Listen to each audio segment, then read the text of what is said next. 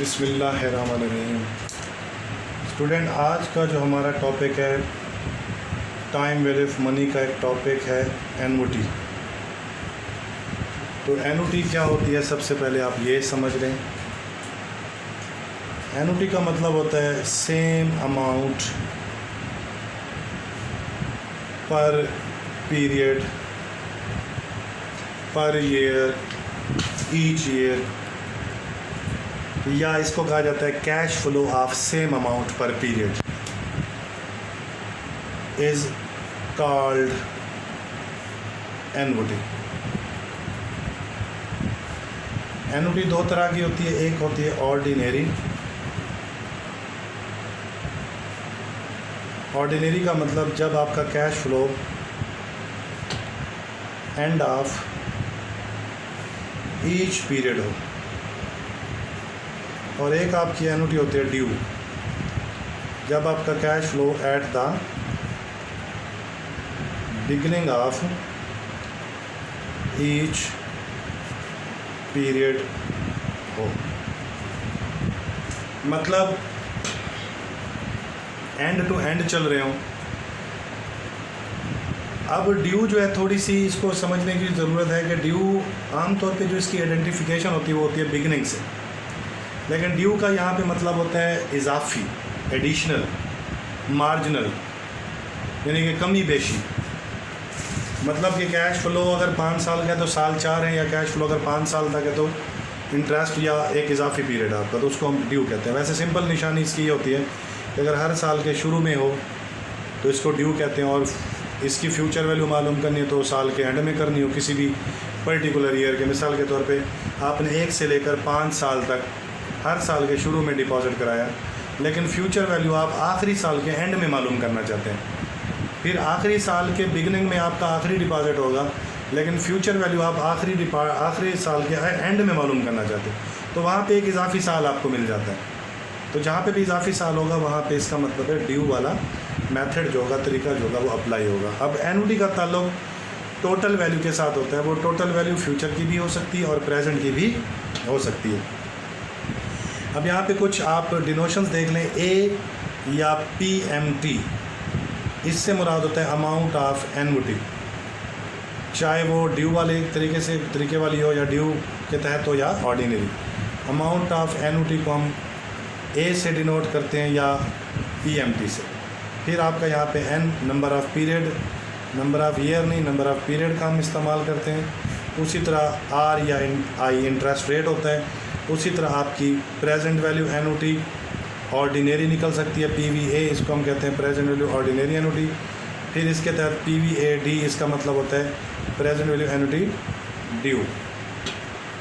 इसी के तहत हम फ्यूचर वैल्यू भी निकाल सकते हैं। फ्यूचर वैल्यू एफवीए, इसका मतलब होता है ऑर्डिनरी, फ्यूचर वैल्यू ऑर्डिनरी के तहत। और अगर एफवीए के साथ आप डी का इजाफा कर दें तो इसका मतलब होता है फ्यूचर वैल्यू एनओटी ड्यू। तो यहाँ पे सबसे पहले मैं आपको फार्मूलाज बता देता हूँ। सबसे पहले आप फ्यूचर वैल्यू एनओटी ऑर्डिनरी निकालें, जिसको हम एफवीए के साथ डिनोट करेंगे, और इसका फार्मूला होगा अमाउंट ऑफ एनओटी, यानी ए इनटू सिंगल वाला जो फैक्टर है 1 प्लस इंटरेस्ट पावर एन, या आप वैसे लेंगे जैसे फ्यूचर वैल्यू सिंगल, फिर साइड में -1 करेंगे और सारे के बटे में आप इंटरेस्ट रेट लगा देंगे।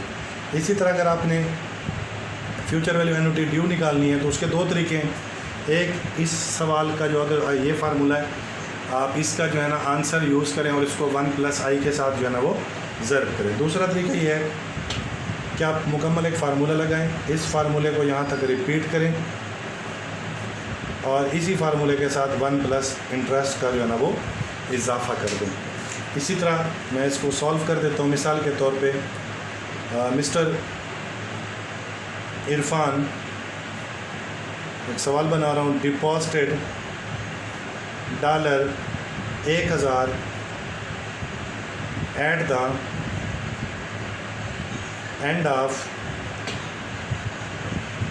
ईच पीरियड या year for 5 years at a rate of 7% compounded annually, और रिक्वायरमेंट में आपसे पूछता है calculate future value at the end of 5 year. तो उसके लिए सबसे पहले आपने डाटा बनाना है, अमाउंट ऑफ एनुटी ए निकालना है, वो आपका $1000 है, और फिर आपका रेट ऑफ इंटरेस्ट 7% है, नंबर ऑफ पीरियड या ईयर वो आपके 5 है। तो आप future value due ordinary annuity निकालेंगे, FVA A into 1 plus interest power n नफ़ी 1 divided by interest. ये आप फार्मूला लगाएंगे, यहाँ पे आप पुटिंग करेंगे $1000, इधर 1 प्लस आई से मुराद, पहले आप 7% को 100 पे डिवाइड करें 0.07, फिर जमा 1 करें, तो यहाँ पे आपका डायरेक्ट आप देख सकते हैं 1.07, पावर ले ले 5 नफ़ी 1 डिवाइडेड बाई 0.07। अब आपका कैलकुलेटर यहाँ काम आएगा। कैलकुलेटर में हमने सबसे पहले 1.07 प्रेस करना है, पावर 5 लेनी है, पावर जब आपने 5 ले ली -1 कर दें, -1 करने के बाद इक्वल करें, ये फैक्टर आता है 0.04 तकसीम 0.07। आप जब करेंगे तो ये टोटल फैक्टर आपका आ जाता है 5.75। तो इशारिया के बाद ज़्यादा से ज़्यादा फिगर लेंगे 5.750 और आगे 739 है।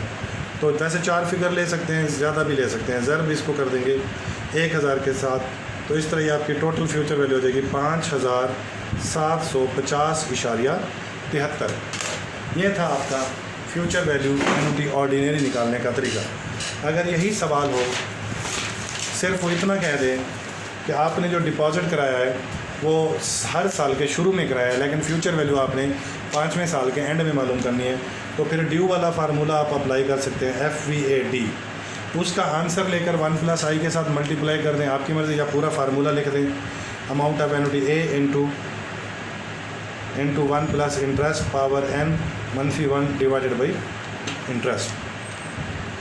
तो यहाँ फिर 1 प्लस आई का इजाफा भी कर दें, तो यहाँ पे आपका आ जाएगा 1000, इधर 1.07 वही पावर 5 नफ़ी 1 डिवाइडेड बाई 0.07, फिर इधर 1 प्लस आई मतलब 1.07, फिर आपने फैक्टर वही निकालना है, यानी कि 1.07 पावर 5 -1 इक्वल तकसीम 0.07 इक्वल मल्टीप्लाइड बाई 1.07।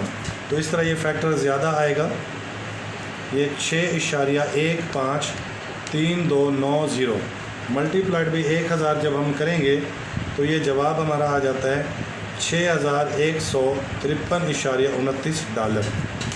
ये हमारा तरीका था फ्यूचर वैल्यू एनुटी ड्यू और ऑर्डिनरी निकालने का। अगर यही सवाल हो और ये कह दे कि you receive $1000 at the end of each year, तो आप प्रेजेंट वैल्यू इसकी निकालें, तो फिर PVA ऑर्डिनरी पहले करेंगे अगर एंड के मुताबिक है, तो उसका ये फार्मूला है हमारा 1 नफ़ी 1 प्लस आई की power -n divided by interest.